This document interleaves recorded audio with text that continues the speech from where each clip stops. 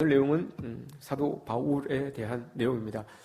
사도 바울은 제가 늘 말씀드리지만 참 인생을 밀도 있게 살았습니다. 사도 바울이 여러분 신앙생활, 예수 그리스도를 믿고 믿음 생활을 몇 년 정도 하신 것 같습니까? 사도 바울이 순교하기까지 그의 신앙생활은 여러분 20수년밖에 되지 않아요. 20몇 년밖에 되지 않습니다. 나 정도밖에 안 되네 라고 생각하시는 분들이 있을 거예요. 그 전에는 하나님을 믿었죠. 유대인으로서 하나님을 믿고 있었습니다. 그러나 다메섹 도상에서 예수 그리스도를 만나고 나서 그때부터 예수 그리스도인으로서 23년, 24년 정도를 이제 신앙생활을 하게 되는 거죠. 그런데 23년 정도, 20수년을 신앙생활을 하면서 10년을 여러분 전도 생활을 하셨어요. 우리가 잘 알고 있는 사도행전 13장부터 이어지는 사도 바울의 전도여행 1, 2, 3차까지 19장까지 그 전도여행을 합니다. 그게 한 10년 정도 돼요. 1차를 2년, 2차를 3년, 3차를 한 5년 정도 이렇게 합니다.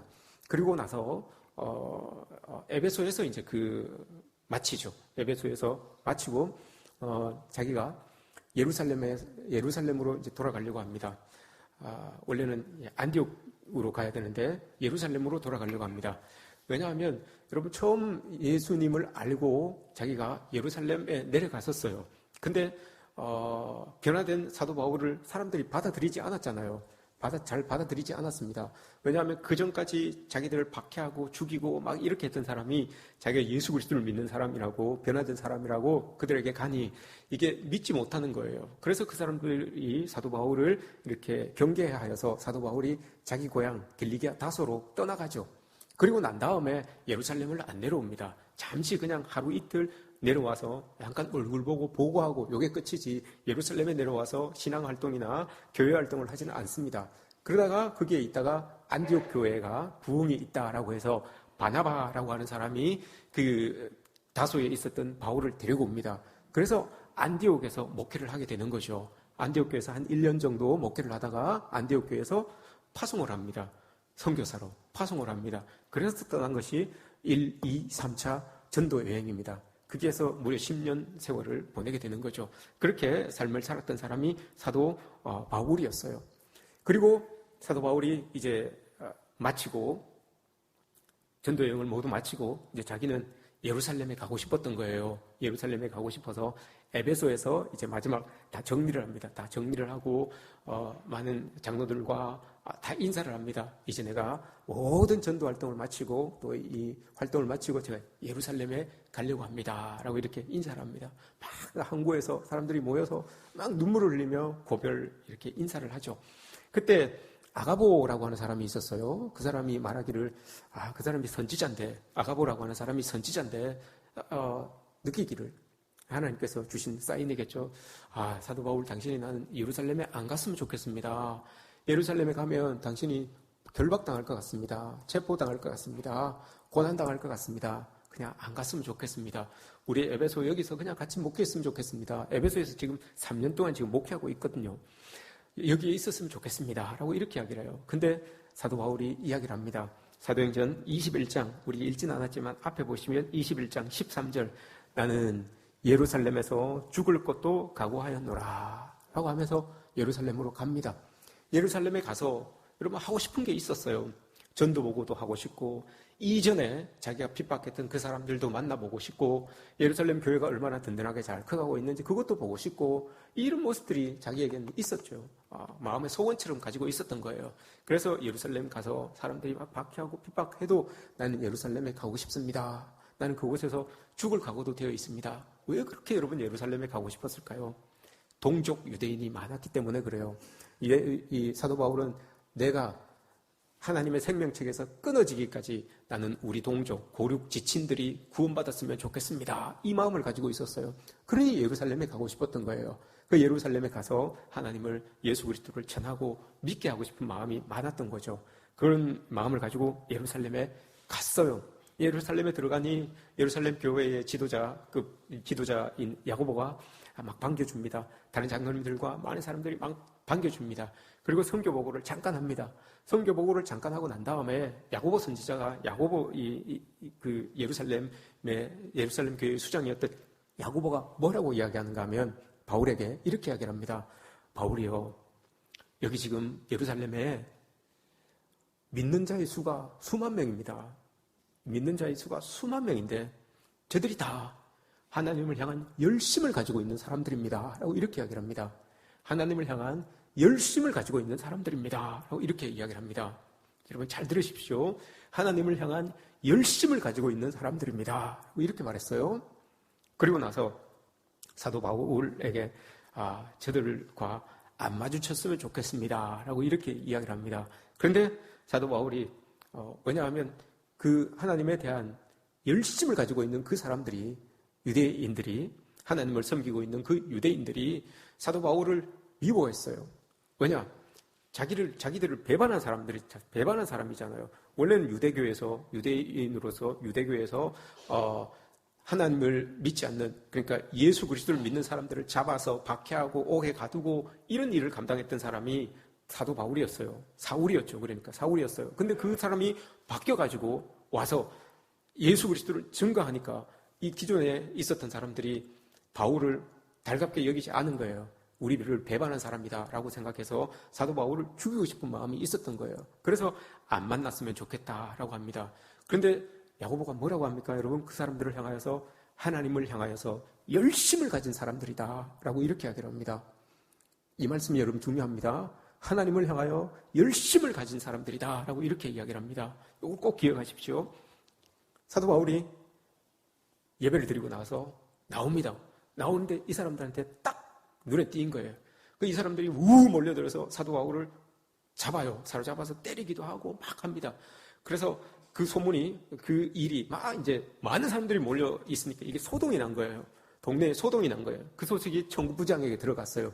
바울로 인하여서 사람들이 막 동요하고 막 소동을 일으키고 있습니다 라고 하니까 천부장은 그 지역을 다스려야 되잖아요. 그 소동을 이렇게 진압시켜야 돼요. 그래서 천부장이 갑니다. 가가지고 사도 바울을 잡아요. 사도 바울을 잡아갖고 이제 진상을 조사하려고 사도 바울을 잡았습니다. 잡아가지고 이제 이 천부장의 관저로 데리고 가는 길이죠.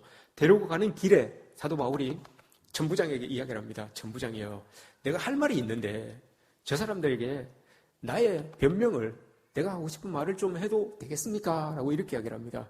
그랬더니 천부장이 그래요, 그럼 그렇게 하세요 라고 이렇게 이야기를 합니다.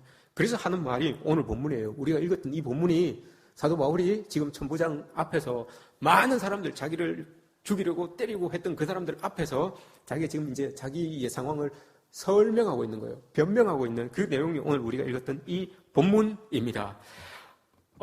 사도 바울은 여러분 우리가 잘 알고 있듯이 공식적으로 사도행전 8장에 등장합니다. 사도행전 8장에 등장해서 사도행전 8장에서는 이 사도 바울이 사울로 등장하죠. 사울인데 이 사람은 예루살렘에서 아주 사람들에게, 유대인들에게 촉망받는 율법학자였습니다. 촉망받는 사람이었어요. 그래서 이 사람은 그때 당시만 해도 예수 믿는 사람들을 잡아서 정죄하고 감옥에 가두고 그 사람들을 잡기 위하여서 다메섹까지 가려고 공문서까지 들고 있었던 그 사람이 사울이었습니다. 사울. 그런데 그때는 사울은 예수 믿는 사람들을 박해하는 사람이었죠. 박해하고 잡고 했던 사람이에요. 근데 21장, 22장부터 쭉 보시면 박해하였던 사람이었는데 이제는 오히려 박해를 받는 사람이 돼요. 8장에서는 분명히 박해하는 사람이었는데 오늘 22장, 23장 쭉 보면 박해받는 사람이 됩니다. 이 사이에 어떤 일이 있었는가 하면 사도행전 9장에서 사도 바울이 오늘 이야기한 것처럼 다메섹 도상에서 예수 그리스도를 만남으로 인하여서, 부활하신 예수 그리스도를 만남으로 인하여서 그 삶이 확 바뀌어집니다. 그래서 박해하던 사람이 박해받는 사람이 되어버린 거예요. 그게 사도행전 9장부터 있었던 내용입니다. 그 사건 때문에 이 일이 있었던 거예요. 그걸 오늘 사도 바울이 오늘 우리가 읽었던 이 본문에서 사람들에게, 유대인들에게 그걸 이야기해주고 싶은 거예요. 내가 옛날에 박해하던 사람이었지 않습니까? 여러분들도 다 알잖아요. 오늘 본문 보시면 5절, 6절 보시면 대제사장과 장로들이 다 증인입니다. 내가 박해했던 사람이잖아요. 근데 내가 지금은 박해받는 사람입니다. 내가 어떻게 이렇게 될 수 있었을까요? 그걸 이야기하는 거예요. 우리가 다 알고 있어요. 9장에서 예수 그리스도, 부활하신 예수 그리스도를 만나서 저렇게 됐다라고 하는 것을 우리는 알 수 있어요. 그거 다 알고 있습니다. 그런데 사도 바울이 오늘 자기를 이야기하면서 이렇게 이야기를 합니다. 보세요. 3절 말씀. 나는 유대인입니다. 길리기아 다소에서 태어났습니다. 그리고 이성, 예루살렘이죠. 예루살렘에서 자랐습니다. 그리고 여러분들이 그렇게 추앙하고 있는 가말레알 문화에서 그를 스승으로 삼아서 내가 율법 공부를 한 사람입니다 라고 이렇게 이야기를 합니다. 그러니 여러분들하고 똑같다는 거예요. 여러분들하고 지금 제가 이전에 뭐라고 했습니까? 21장에서 대제사장 야고보가 사도 바울에게 이 사람들을 누구라고 했습니까? 하나님에 대하여서 열심을 가지고 있는 사람들이다라고 이렇게 이야기를 했습니다. 그 사람들, 하나님에 대하여서 열심을 가지고 있는 사람들의 모습이 여러분 오늘 사도 바울이 이야기한 거예요. 유대인이었고 이성 예루살렘에 살고 있는 사람들이고 가말리알 문화에서 율법을 공부한 사람들이고 이게 여러분 하나님에 대하여서 열심을 가지고 있는 사람들이다라고 하는 특징이에요. 이런 모습들을 이 사람들이 지금 사도 바울을 때리고 있는 사람들의 모습인 거예요. 그러면서 사도 바울이 뒤에 뭐라고 합니까? 3절 끝에 오늘 너희 모든 사람들처럼 하나님께 대하여 열심히 있는 자라. 사도 바울도 그랬다는 거예요. 사도 바울도 나도 하나님께 대하여 열심히 있는 사람이었다라고 이렇게 이야기를 합니다. 여러분들처럼 지금 여러분들이 나를 돌들어 나를 치려고 하지만 나도 한때는 여러분들 같은 사람들이었어요 라고 이렇게 이야기를 하는 겁니다. 근데 왜 하나님을 향하여서 열심을 가지고 있는 자들인데 왜 지금 행동이 이럴까요? 이게 여러분 이 역사적인 사건이 있었어요. 하나님에 대하여 열심을 가지고 있는 자라고 하면 그들은 딱 이런 의미를 가집니다. 이 말씀이 어디에서부터 나왔는가 하면 당시 유대인들이 존경하였던 한 인물과 연결이 되어 있는 말이에요. 하나님에 대하여 열심히 있는 자라고 하면 탁 이렇게 머리에 떠올리는데 그게 누군가 하면 민수기 25장에 나오는 비느하스예요. 비느하스. 민수기 25장은 이스라엘 백성들이 이제 광야의 40년 기간이 거의 끝났습니다. 이제 눈앞에 하나님께서 약속하신 가나안 땅이 보일 때예요. 가나안 땅이 보이고 있는데 마지막으로 시딤 모압 땅 시딤 광야에 이제 모여 있어요. 요거 이제 지나가면 가나안 땅에 들어갈 수 있는 그런 상황이에요. 40년의 세월이 거의 끝났어요. 거의 끝나고 이제 좀 들어가면 되는데 거기에서 모압 땅 시딤 광야에 모여 있었어요. 거기에서 장막을 치고 이제 하나님의 계시를 기다리고 있었던 거죠. 근데 그때 모압에 있었던 여인들이 사울 당시에 예수님을 믿고 있었던 저 사람들이 하나님을 모욕하는 것 같았어요. 하나님의 말씀을 모욕하는 것 같았어요. 그래서 저 사람들을 죽여야 됐던 거예요. 그래야지만 자기가 가지고 있었던 하나님의 열정이 표현되는 걸로 알았거든요. 그래서 예수님을 따랐던 사람, 하나님 이외에, 유대 하나님 이외에, 율법 이외에 다른 말씀, 다른 신을 섬긴다고 하는 그 예수 그리스도를 믿는 그리스도인들이 너무너무 혐오스러웠던 거예요. 너무너무 싫었던 거예요. 그래서 그들을 잡아서 죽이고 가두고 했던 게 사도 바울의 모습이었어요. 사울의 모습이었어요. 근데 그것은 자기 입장에서 봤을 때 그렇게 해야지만 내가 가지고 있는 하나님에 대한 열정을 내가 드러낼 수 있다. 사람들에게 표현할 수 있다. 하나님에게 보일 수 있다. 이렇게 생각하고 행했던 일들이에요. 여러분들처럼 나도 똑같이 그렇게 했던 사람이에요. 라고 이렇게 이야기를 하는 거예요.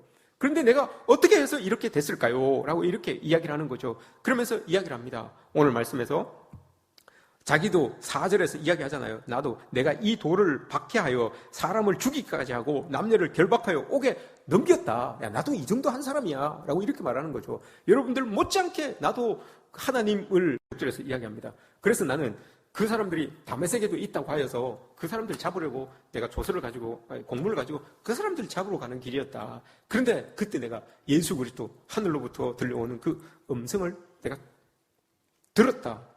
내가 그와 마주쳤다라고 이렇게 이야기를 합니다. 9장 이전에 사울이나 예루살렘의 열심당원들, 이 사람들은 여러분 비느하스처럼 하나님을 향한 열심을 최고조로 끌어올려서 자신의 인생을 갈아 넣는 것을 최고의 삶이라고 생각했던 사람이에요. 비느하스처럼 그렇게 살아가는 게 최고의 삶이다라고 이렇게 생각했던 거예요. 그러나 사도 바울은 바뀌지 않아요. 그게 최고의 삶이 아니라 창으로 찔러서 끝내는 게 이게 최고의 삶이 아니라 예수 그리스도의 십자가를 들고 그들을 품어내는 것, 이게 여러분 최고의 삶이라는 것을 사도 바울이 깨달아요. 사도 바울의 롤 모델이 바뀌어요. 이전까지는 그의 롤 모델은 이 말은 여러분 열심당이다라고 하는 말은 나는 비느하스의 후계자입니다. 비느하스를 따르는 사람입니다. 이 말이에요. 사도 바울도 그랬다는 거예요. 열심당원들도 그랬다는 거고요. 근데 이 롤 모델이 바뀌어요. 사도 바울은 예수님을 만나고 난 다음에 비느하스가 아니라 이제 예수 그리스도가 나의 자기의 롤 모델이 된 거예요. 그래서 완전히 바뀌죠. 비느하스를 롤 모델로 삼고 살았을 때에는 여러분 사람들을 정죄하고 응징하고 하는 것이 하나님을 향한 열정의 표현이라고 생각했습니다. 그래서 비나스가 들고 있는 그 창, 들었던 그 창을 내려놓지 않아요. 절대로 내려놓지 않습니다. 그런데 예수 그리스도로 그의 롤 모델이 바뀌고 난 다음에는 그 창을, 비나스의 창을 탁 내려놓기는 말 같죠. 이 말씀을 여러분 우리가 진실로 믿는다면 예수님이 나와 함께 하시고 예수님이 저들과 여러분들과 함께 하신다라고 이렇게 여러분 우리가 이 말씀을 진실로 믿는다면 여러분 우리는 한 사람 한 사람을 아무렇게나 대할 수 없습니다. 예수님처럼 대해야 됩니다. 그걸 진실로 믿는다면 여러분 우리는 비나스의 창자루를 내려놓을 수 있어야 돼요. 정죄하고 비판하고 하는 그 창자루를 내려놓을 수 있어야 돼요. 그걸 진실로 믿는 사람들이라면 하나님이 나와도 함께 하시고 저 사람들과도 함께 하신다는 것을 여러분 우리가 진실로 믿는다면 예수님을 대하는 것처럼 누구도 예수님을 대하는 것처럼 그렇게 대하면서 살아갈 수 있는 게 여러분 우리의 모습이 되어야 되는 거예요. 그렇게 될 때 핏빛으로 물드는 역사가 아니라 하나님의 사랑으로 물드는 그런 역사를 우리는 만들어갈 수가 있는 거예요. 이런 모습들이 여러분 우리에게 있었으면 좋겠습니다. 비나스의 창, 여러분 우리가 오늘 대제사장도 그렇고 천부장도 그렇고 사도 바울도 그렇고 열심당원들도 그렇습니다. 이렇게 이야기를 하죠. 우리가 하나님을 향하여 열심히 있는 자다. 물어봅시다, 여러분. 우리 중에 하나님을 향하여 열심히 없는 사람 한번 손들어 보십시오. 나는 하나님을 향하여 별로 열심히 없습니다. 라고 하는 사람 있습니까? 나는 하나님을 향하여 열심히 없어요. 이렇습니까? 다 여러분 우리도 사도 바울이 고백한 것처럼 그 열심 당원들이 고백했던 것처럼 대제사장이 이야기했던 것처럼 모두 다 여러분 우리는 다 하나님을 향하여서 열심을 가지고 있는 사람들이에요. 그렇다면 거기에 더하여서 비나스의 창을 내려놓고 예수 그리스도의 십자가를 들고 있는 하나님을 향한 열심을 가지고 있는 사람들이 되시기를 축복합니다. 그렇게 될 때 여러분 세상이 우리의 빛되고 소금되는 것을 느끼며 맛볼 수 있는 그런 세상으로 바꿔갈 수 있는 것 아니겠습니까? 우리 모두가 그런 은혜의 삶을 살아가는 저와 여러분들 되시기를 주님의 이름으로 축복합니다. 기도하겠습니다. 하나님 감사합니다. 우리가 하나님을 향하여서 열심을 가진 자들입니다. 우리의 손에 들고 있는 비나스의 창을 내려놓고 예수 그리스도의 십자가를 들고 나아가는 하나님의 열심을 가진 자들이 되게 하여 주시옵소서.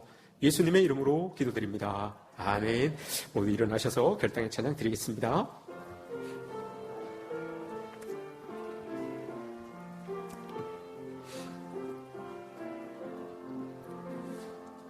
이 말씀 따라 사는 동안 지치지 않게 하시고 이 말씀 따라 사는 동안 주님 나라 이루소서.